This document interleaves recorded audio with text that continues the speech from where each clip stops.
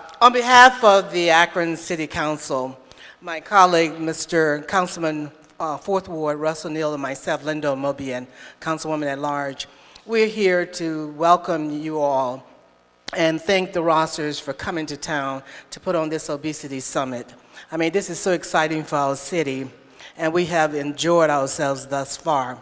I went to the session where they spoke about when they first met and the sensitivity in talking about weight.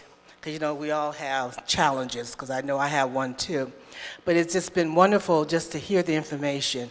And I wish this room was just full, because we know we have a lot of folks who could use this information, and it's been absolutely fantastic. I'm not going to read this whole proclamation, but essentially what we're saying, that proclamation Obesity Summit, whereas the Obesity Summit will take place Saturday, October 13, 2018 at Buchtel CLC. I have to remember that. And then it talks about Dana Mitchell-Ross, sir, an Akron native and graduate of Buchtel High School, and her husband, the world-renowned surgeon, author, Emmy-nominated media personality, and go on and on and on and on, Dr. James Butch Rosser Jr. will be keynote speakers along with all of their colleagues, and they have them listed here as well. And it said, now therefore be it proclaimed that Akron City Council hereby thanks the Obesity Summit for bringing this free education to this community along with Delta Sigma Theta of Akron. And we got a lot of ladies in the room with red on, and they are the women of Delta Sigma Theta, the Akron chapter. So thank you so much. And I'll let my colleagues speak. Oh, well, again, thank you. I think my colleague, who is a member of Delta Sigma Theta Incorporated, has said it all. So thank you once again for bringing this to the community. Thank you. Thank you again, Councilman Omobian and Councilman Neal. At this time, if you look in your programs, I'd like to bring up Mr. Stephen Fitzhugh.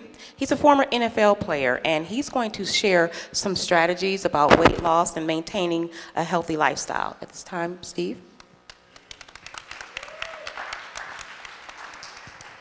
Thank you very much. And I am excited to be back home myself, Akron, Ohio, 44320. What? Yeah, and so I had the privilege of playing for one of the greatest football teams in America, the Denver Broncos. Hold your applause. And while you hating, but I tell people, my last game actually came when we lost the Super Bowl to a team called the Washington Redskins. And can I keep it real? Can I keep it real? When we lost the Super Bowl, I cried. I cried all the way to the bank because I still got paid up in that job. No, but when I left the NFL, I'm sorry, let me back that up. When I got cut, I was 200 pounds, and before I know it, I was 220 pounds. Then I was 240 pounds. Then I was 260 pounds. Then I was 280 pounds. And then I was 303 pounds. And I used to go to McDonald's to get a number 15. That's 2 number 7s and a number 1. And it was not pretty. And essentially my doctor said to me, I'd spent 20 years somewhere over 270 pounds. My doctor said, Steve Fitzhugh, you're one Big Mac away from a massive stroke. And he said, after you have your stroke, when you speak, if someone wants to hear what you have to say, they're going to have to put their ear up to your mouth, because you won't be able to speak above a whisper. And when you walk across the stage, you'll walk across the stage like this after your stroke. And I had a new motivation. I called it mumble, mumble, shuffle, shuffle. I said, I'm not going out like that. I had to make some tough decisions about the kind of life I wanted to live. I had to make some tough decisions about my quality of life. And I had to make decisions both in how I behaved athletically and in terms of my physicality and exercising. And I had to make even greater decisions at the dinner table. And I began to learn that there's a way to do this thing called life, and I just decided I wanted the best things out of life for myself. And I was speaking at an event, and a guy who spoke before me, he said that he had lost a good friend, a dear friend, and his friend died at 60 years old. Then he said, no, let me correct that. He said, my friend actually died at 40 years old, but it took 20 years to manifest. The decisions that he made at 40 years old caught up with him at 60. I had to say goodbye to my mom at 60 years old. And it was a sad day when I had to say goodbye to my mom because she was my hero. And she saw me play here at West Pee Wee's, you know, and she saw me play at the high school I went to where I was captain of the football team, captain of the track team. She saw me play at Miami of Ohio University where I was captain of the football team and captain of the track team. She saw me play for the Denver Broncos on Monday Night Football when we beat the Oakland Raiders back in 1980, son. But saying goodbye to her in the back of that ambulance, when she grabbed my shirt and pulled me close and said, Stevie, I'm scared. She should have been scared because the next 48 hours she's going to hope, beg, plead, and pray for one thing. All she wanted was one more breath. It never came because of the choices she made about tobacco. And she found out the hard way that nicotine has a nasty back kick. And I simply said, I'm not going out like that. So I made some tough decisions. And part of that was deciding to exercise. And I said, I'm going to go out. I told my wife, I'm going to go running today. Yeah, I'm going to run today. I got outside. I went running. I made 3 houses. I was done. I was hurting all over. But I set my watch for 15 minutes. And I walked until my watch buzzed. And I turned around and walked back. And I realized that I had just placed myself head and shoulders above most men in my demographic because I just walked for 30 minutes. Most men my age, African American, weren't even doing that. And I eventually I worked up to being able to run, and I began to do some things. I started educating myself. I began to read labels, and I couldn't believe, after I found out what I was putting in my body, I couldn't believe how much of that stuff I was putting in my body. I couldn't believe.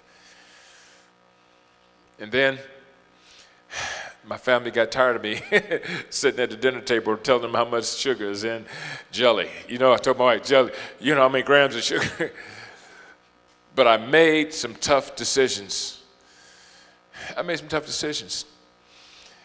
eventually, I was home one day, and I took a nap, and I was laying on the floor, and I got up, and I couldn't get up from the floor. I had to crawl over to the couch to help myself up. I said, how will I ever be able to play with my grandchildren one day, and I can't even get up off the floor? So I realized something. As a friend once said, we all need to run a mile or walk a mile every day for 2 reasons. 1, it's going to make you healthier. 2, some of us need to prove to God that we're not lazy. That's the boat I was in. I was just lazy. I was lazy. How much discipline does it take to walk? I decided to walk, and the weight started coming off.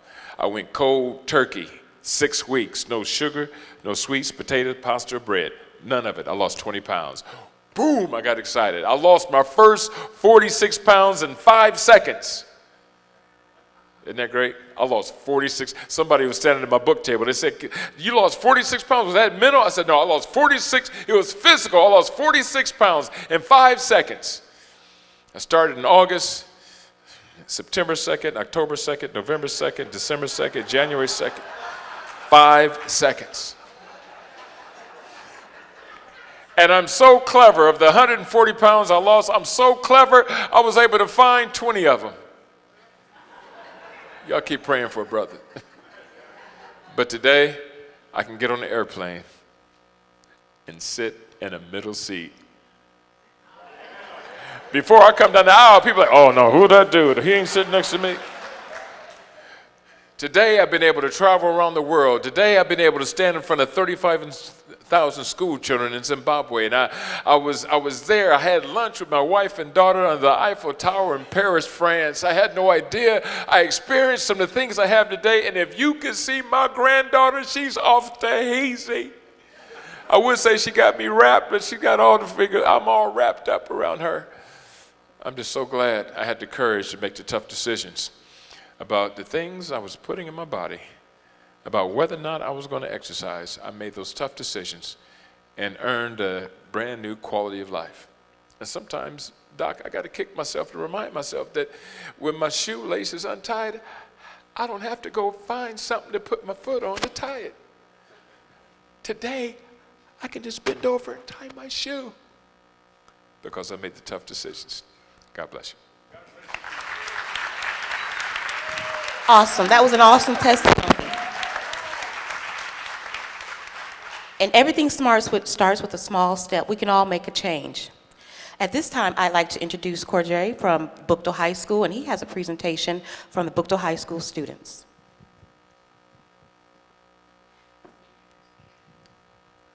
Good afternoon. My name is Corday Barnes. I'm a senior here at Buchtel COC, and I'm also a member of the Teacher Academy program here. And through the Teacher Academy program, I was able to compete competitively public speaking, which is probably why I'm here. And because of Mr. Brian Turner, as many of you may know, I won 4th place at the state level, which gave me the privilege to compete at the national level, and I placed 8th in the nation when it came to public speaking.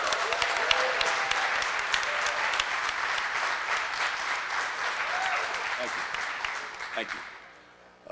I'm here to present you all with Buchtel's BMI challenge. So it was Buchtel COC's Body Mass Index Challenge.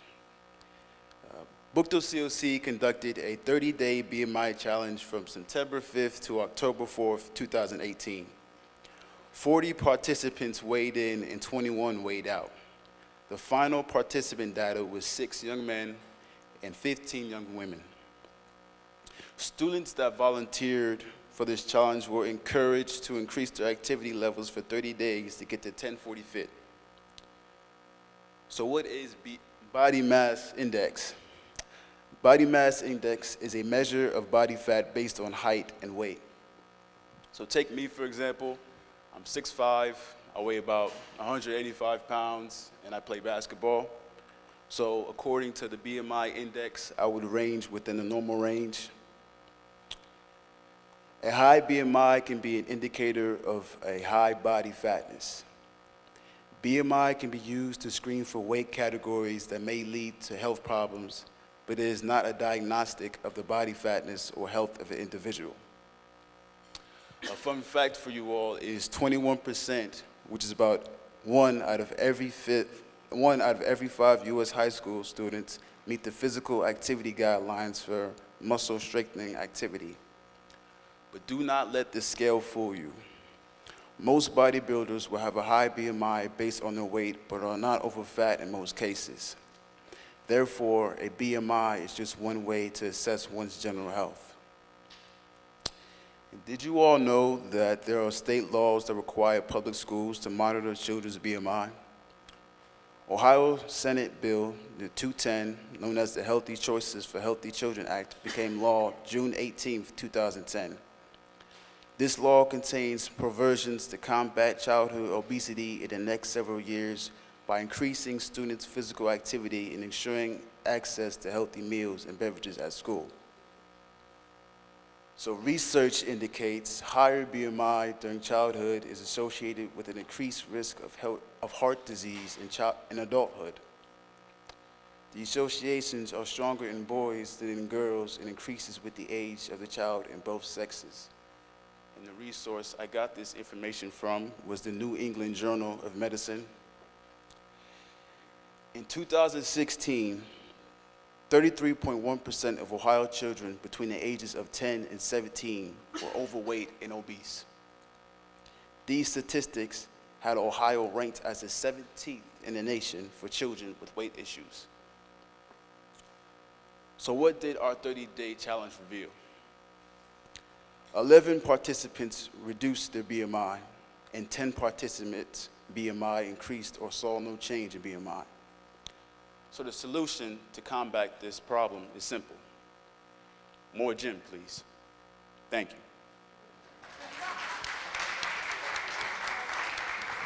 Thank you, Mr. Barnes. We appreciate that. Now, at this time, we are ready for our big event, no pun intended. I'd like to present to some and possibly reintroduce to others Dr. James Butch Rosser, world-renowned surgeon, author, and motivational speaker, along with his beautiful wife, who's also an author. She's also right here from Akron, Ohio, a 1040 alum. She's a wife, a mother, an author, and also a member of Delta Sigma Theta Sorority Incorporated. Welcome, Dr. James Butch Rosser and his wife, Dana.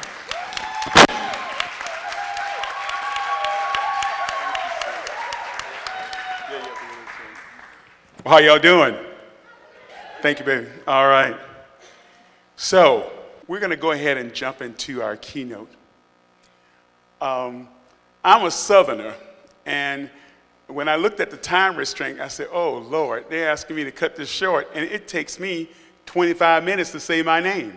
And for those of you who have been around me, you know that's true, all right? But we're going to talk to you, Dana and I, about our journey. And what we hope by telling you about this journey, that we connect your mind and heart, so with the good Lord, we can empower you to be able to make that change. And today I want to leave you with one word, and that word is transformation. Because those of us who are stricken with being nutritionally challenged, we're not really thinking about how we're going to necessarily get rid of our diabetes, which we hope to do. We're not really thinking about getting rid of our sleep apnea, which we hope to. We're really looking to have our lives transformed. Transformed to a level where God meant us to be. And I really was inspired by the definition of transformation from Victoria Erickson. And allow me to just read this. Transformation is not sweet and bright. It is a dark, murky, painful pushing, an unraveling of an untruth you've carried in your body, a practice in facing your own created demons, a complete unroofing before becoming what God wants you to be. Transformation. That's what we're seeking here today. That's what we're trying to give knowledge and awareness.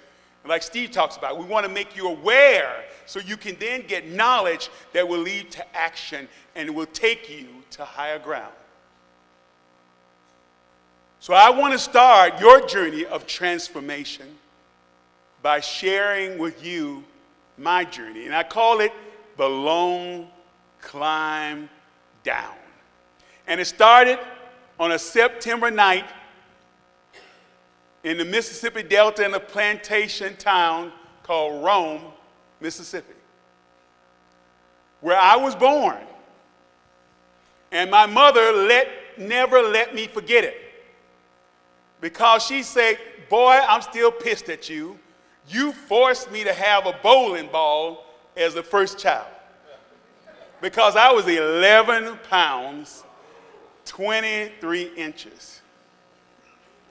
I then went ahead and grew up in a town called Morehead, Mississippi. And let me tell you why Morehead was important. Morehead is where the Southern Railroad crossed the Dog Railroad. Now, why is that important? Because that's on the Blues Trail, coming from Memphis, going to New Orleans, the birth of jazz. And they had to all stop there in Morehead. The first woman's thigh I ever saw was when I played hooky from church on Sunday to go to the Dewdrop Inn and stand up on some milk crates. And you know whose thigh belonged to? You know whose thigh that was? A girl called Tina Turner. I got beat like I never got beat before for missing church, but guess what? I didn't care. This little house that I was born in, where I was raised in here. And I was born to pioneering parents. My dad, who passed away last year, 90 plus years, was in the first black fighting Marine squad in the South Pacific during World War II.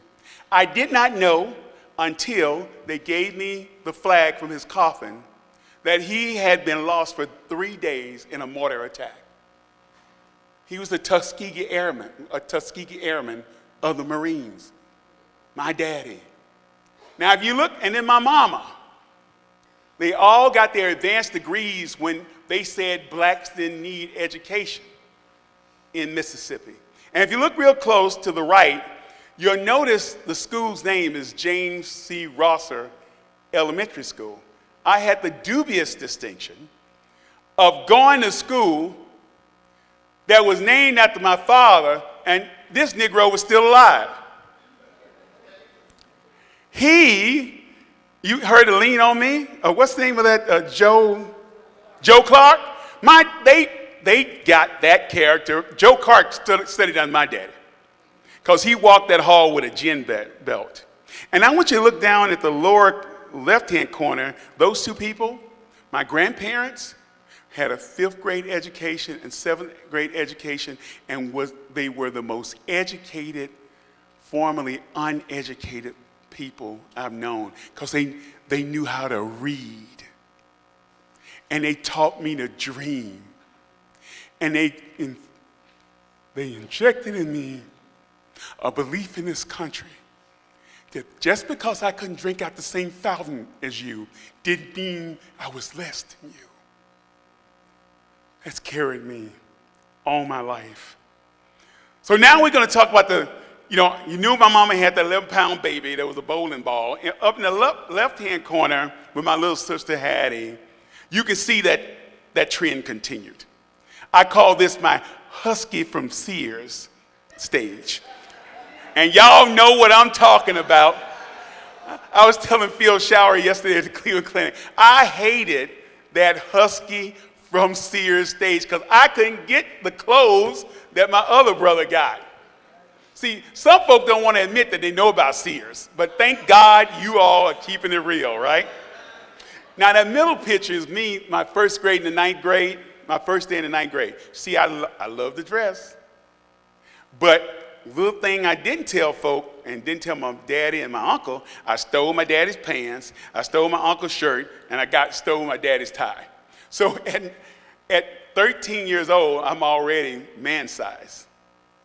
And then, I grew to be 6'4", 285, graduation there, playing football, had over 100 scholarships, offers, and I was big, but big with a purpose. Then you can see through college on the left, I'm dapping, and, because I'm still got the activity, I'm eating, and Stevie knows what I'm talking about. My friend over here too, my new friend, you're eating a lot, but you're working it off. And it's all right. Then you see in the middle picture when I graduated from medical school, and you can see the imbalance is really starting. And then you look to the right when I was at Akron General and young attending, you can see, compared to my brothers, you knew I was the runt of the litter. And that journey continued to this. This is a person that you in Akron really knew. This is the person that knew something had to give. And it started to give at this moment. And I call this moment Hawaii 450. Now, what's that about? Well, I was in Hawaii. I had to teach a course. And a lot of you know I went all over the world. Bob Scarcella was with me.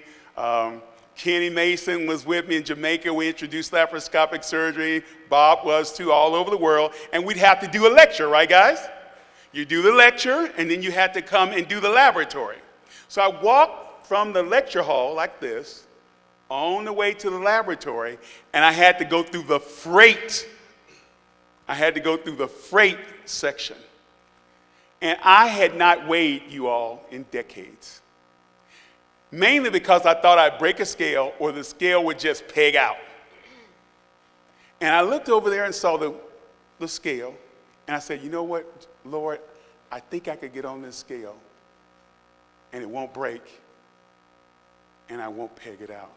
And guys, I got on that scale, and I was 450 pounds. That's when I knew something had to change,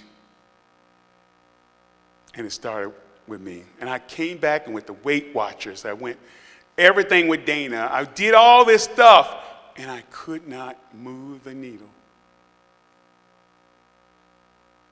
I diet, could not move the needle. I exercise, could not move the needle. And you know why? And I knew this as a doctor, but I thought it was me. I was some genetic bunch of bovine excrement. In other words, something was abnormal in me. But as Phil Showery can tell you, when you get 100 pounds overweight, your thermostat, it changes.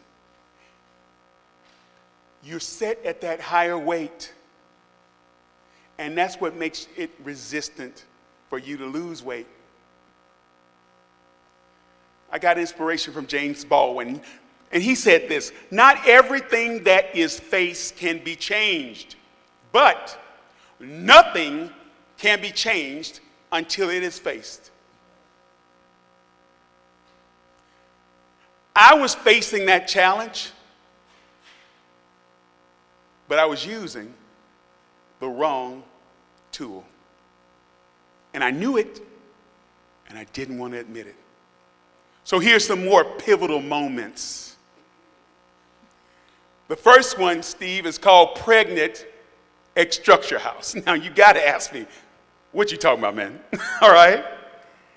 Well, we were trying everything. And I said, okay, nothing else worked. Honey, we're going away, and we're going to stay, and we're going to learn all this good stuff, learn all the healthy stuff, and we're going to put it into action, and we're going to get a great kickstart. And my wife was pregnant, y'all, and went there with me. Now, I did learn a lot of stuff, but it kind of hurt me when at the end of this, she lost more weight than me, and she couldn't afford to lose none. That let me know how much she loved me. And she was willing to sacrifice to be there with me. That was a pivotal moment. Next, and I'm sure a lot of you all have had this happen. But for me, I usually don't look at myself when I get out of the shower. A lot of us don't. But for whatever reason, God touched my heart one day to get out of the shower, and I looked at myself in the mirror, and I call that moment the day my belly turned black. What? You see, when you have high insulin levels and your body is enthralled with a lot of inflammation,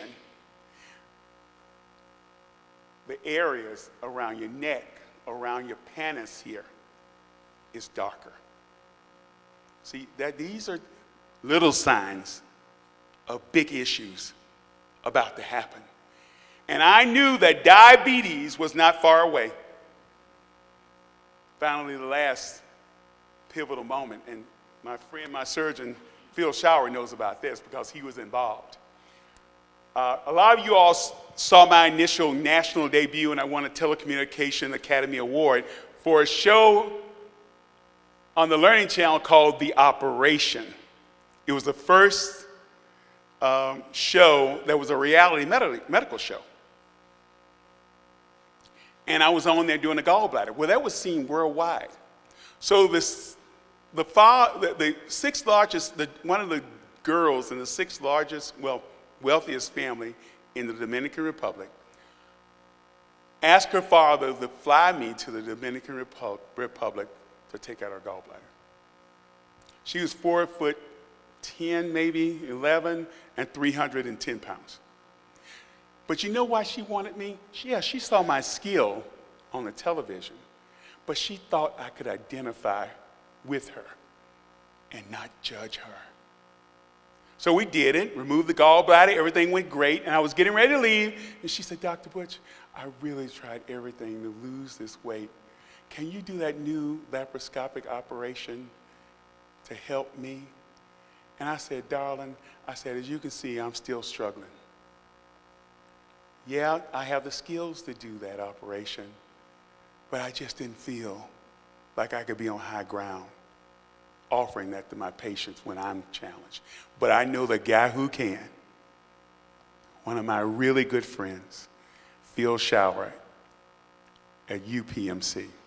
She went to Phil, and Phil is here today. You're going to hear from him. I can give him a hand. Phil operated on her. That girl woke up, and you know the first thing she asked for when she woke up? A cell phone. Because guess what, Steve? Guess who she called? She called me. And I know I was coming out of the operating room at Yale, and they said, Dr. Rosser, you have a phone call from one of Dr. Phil Shower's patients. They need to talk to you. You know what that girl said to me? She said, Dr. Butch, when I was asleep, God gave me a dream, and I said I'd be obedient. He told me to make sure I call you and say to you that you have to touch more people around the world, and you have to have this operation to help you do that. I listened, I received it, and Phil, about 4 months later, I was in the operating room. You see, John Kennedy said, effort and courage are not enough without purpose and direction. I had the first three, but I didn't have the last one. My treatment options were in the wrong direction. Yes, they were going to be important to working out. Yes, it was going to be important to eat the right things. But with that thermostat set, I knew I had to face the fact that bariatric surgery was a tool, and did you hear what I said? A tool I needed to affect my change. And that started the big leap up. And it started with my good friend, Phil Shower. Here I am pre-op. The next day, you can see me clowning as usual after surgery. 6 days, I put my baseball hat on backwards, my short pants, and I went to Barnes & Nobles looking for sales on books. 6 days. 3 months, hey, those pants and that shirt used to be tight. 9 months, I put on my Superman shirt and got on Space Mountain as I always dreamed, all right? And then a year and 3 months later, shoes, I got the car and the pretty girl too. All right. And so over the years, this became Butch Rosser. All of a sudden, the people on television had to get used to me being that Butch Rosser, culminating me at my lowest weight, 288, with my good friend Phil Shower, here on the set of an hour-long show that we did. Now, you would think the fairy tale was complete, right? But oh no. There's no journey worth having that does not have turbulence. Right, Bobby? Through our lives, all of us have gone through potholes that threaten to set us back. And this was no different. Because in 2010, and you all didn't know this, I had a life-threatening car accident. Dana didn't even know how severe it was, where I had to be cut out of a limo going to speak in New York. And I was so big, I couldn't get in the CAT scanner, so they didn't do my neck. They didn't do my neck. But that's when I collapsed several vertebrae. Well, they caught it when C4, C5, and C6 were pinching off my spinal cord. And I had to undergo some serious neck surgery and had a fusion. That set me back. I couldn't do what I was doing. Dana had started doing half marathons, and I was doing 5Ks, She was just inspiring me, just on her own inspiring me. And I was following. And then I got set back. And then look what happened. You can see the weight gain start creeping back up on me. Until the front, this is the last picture there with Dr. Oz and I. Initially, when I signed with Harpo and Oz to be their expert. And you know what I did? I got better. I realized how that tool could help me. I started coming up with exercises that I could do. I wasn't starting to bench press anymore and do all that anymore. I started to modify and change and transform. And I let the honey bun go. Because you know what, look, I'm a Southerner. Now, we have a couple of weaknesses. Fried chicken and honey buns. And I guess the last one is sweet tea, right? So sweet tea got put down a long time ago. But I'd go and get a little honey bun, I'd get a little Kentucky Fried Chicken. And unfortunately, I never have any money. I have to use a card so Dana can track my Kentucky Fried Chicken eating habits, which is okay, it's good, whatever works for us, right? But we did all of that. And this is me on the set with Oz 3 weeks ago. All right, we're coming back. So don't let anybody tell you that the surgery is, the easy way out. It is only a tool. All that stuff I learned at Structure House and Weight Watchers, I used. The surgery let me be more like you. It's a beautiful thing when people ask you for food on your plate. It's a revelation when you walk out of a restaurant, you have to carry a doggy bag. It's a beautiful thing. And once again, you would think that you could end the fairy tale here. Oh no. Life is not like that. Because everything was on me, but I did not know what this was doing for my loved one. I didn't know she was carrying the weight without having the weight. I did not know how it impacted her. There was a song being sang that no one heard. Now that I know, I call it Dana's Hymn. And I'm going to let my baby come up here and sing her song to you. Thank you.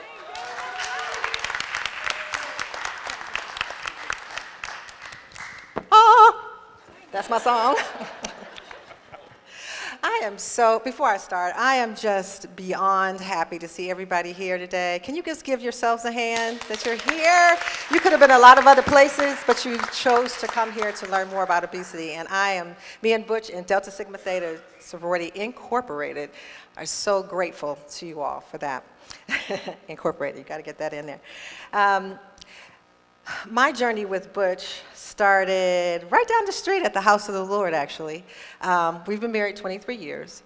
And I remember this one Sunday after church, I saw him just hanging around. And I was talking to my friend Kim in the corner. And he waited till I was done with her, talking to her. And he came up to me and said, may I talk to you a moment?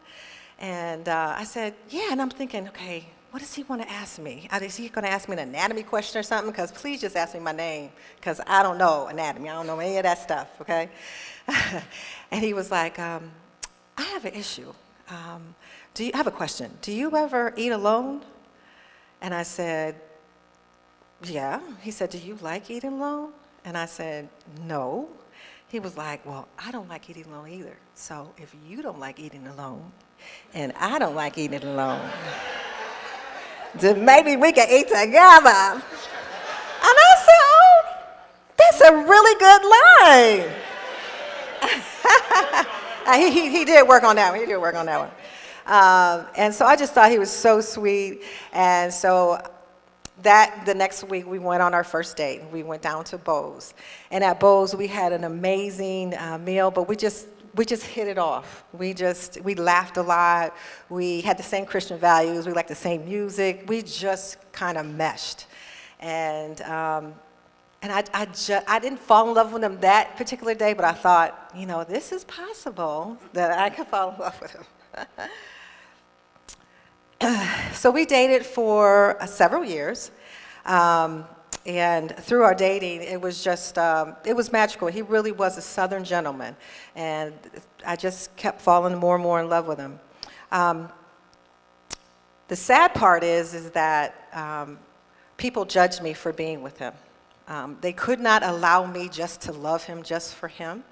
The thing I love the most about Butch is that he made me laugh so much all the time. Here's an example of him making me laugh. He is trying to do an impression of Muhammad Ali. And you'll see, this is a very young version of me. Wish I was there again, but check this out. Carlos, you're over there on the West Coast, think you're all bad, think you're pretty, doing all those special procedures, but I'm telling you, you come to my home, go to Joe Euros. Something wrong with him. Do it. Some boys, they can do it better. What can you say after that, right? After that, you show at the next meeting, I'm on the same time. Oh, gosh.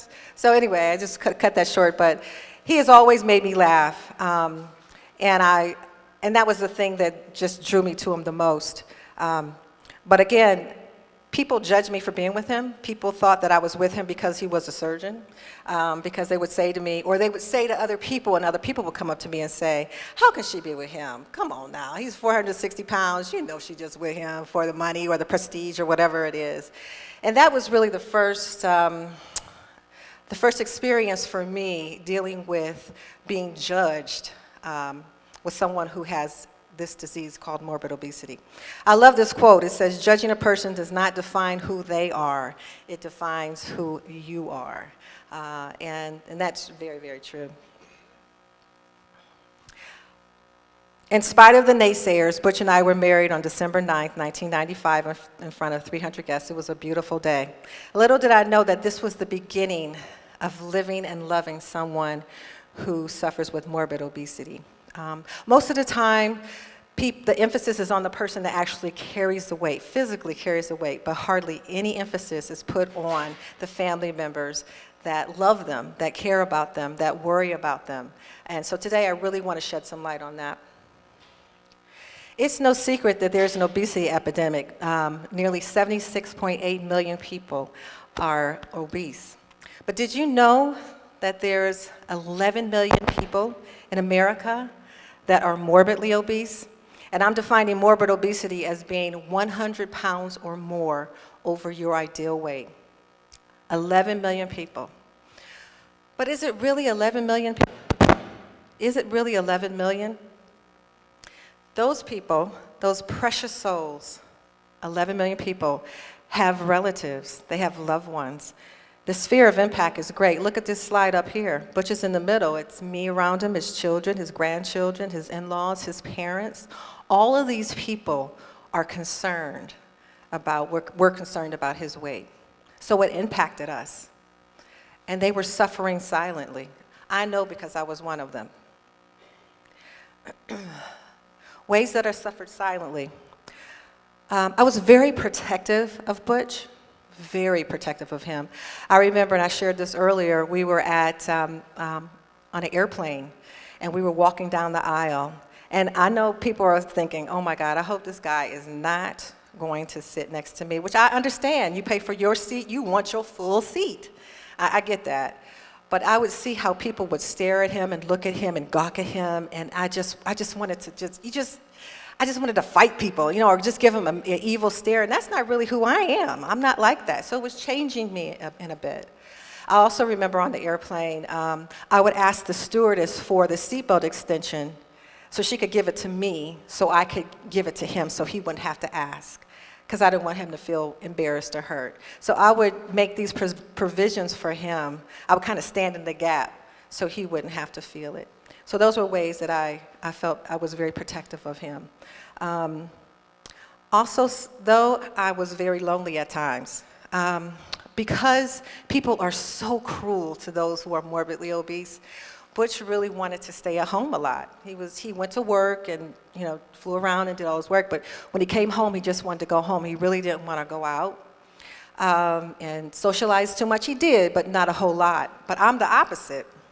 And so I would stay home with him. And that made me lonely because there were times I wanted to go to basketball games or plays or concerts, and he didn't want to go. Or I went with my friends, and then I felt really sad that I was out with him, or I felt guilty because I really wanted his company. But it was like I was torn. I didn't know what to do.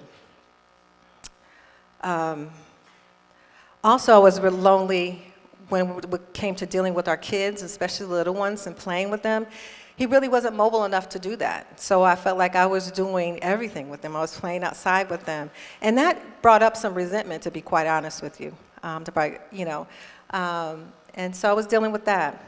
And also, I was angry. Yes, I was. If I saw him eat something that he shouldn't be eating, I would think in my mind, why are you eating that? You just don't realize that I'm worried about you every day, and you're sitting up here eating a honey bun, and I didn't really want to be the food police, but I don't think he realized how it was affecting me. So I had anger. So as you can see, I was protective, I was lonely, I had anger. I just didn't know what to do with all those feelings. So I sought after some type of support.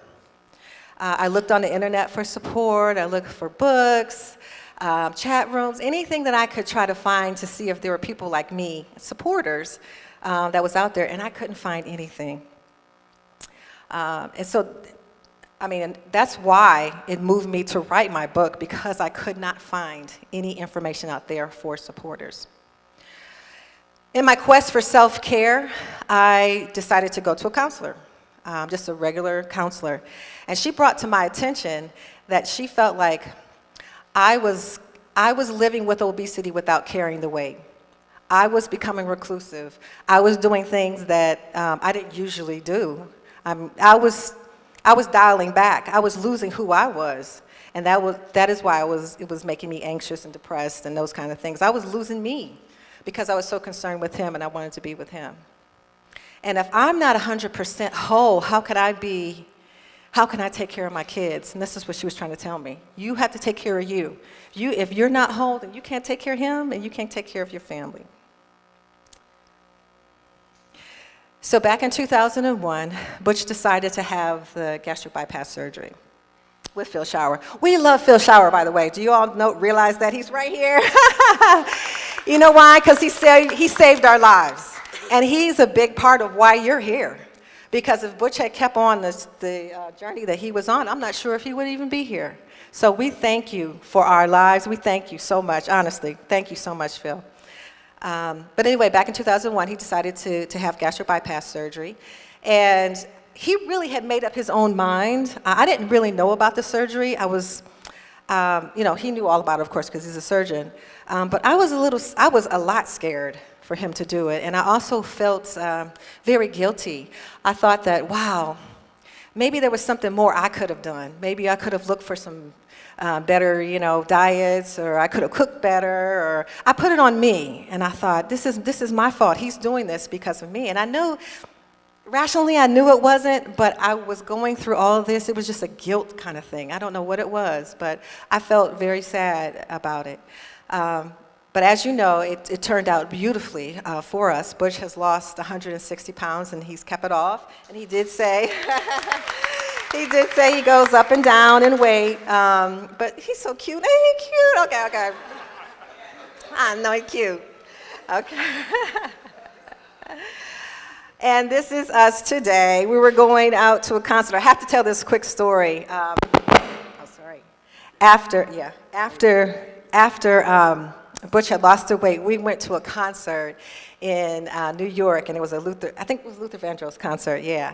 And he was, I always thought he was handsome, but then after he lost the weight, I saw these ladies checking him out, right? And I'm thinking, oh, for real? No.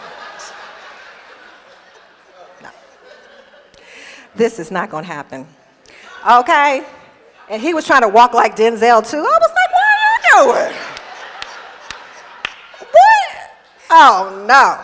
But that's very real. I want you to know that when people have this gastric bypass surgery and they lose the weight, that it is intimidating at times. You think, okay, at one point I thought he was gonna leave me from a heart attack, and now I think he's gonna leave me for a shashange with somebody. I don't know, you know.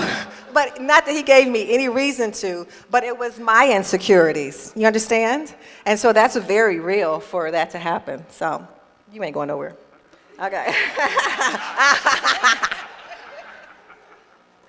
Oh gosh. But what I do know for sure as a supporter, you have to own your feelings, good, bad, and ugly. There are times, yes, that I was embarrassed, to be honest with you. Yes, I shared this earlier. We were on an airplane again, and he sat in a seat. We were sitting right next to each other. He sat down in a seat, and he broke the seat. He fell back into the people's lap behind him. And so I went into protective mode again. I was like, okay, it's okay. You can have my seat. And I'll sit in your seat, and I'll sit up the whole trip. So yeah, I was embarrassed. It was like a secondhand embarrassment kind of thing, you know. But I still loved him, and I struggled with that because I'm thinking, okay, well, can you be embarrassed of your mate and still love him? Yeah, you can. Yeah, that's absolutely true. You can. But I had struggles with that.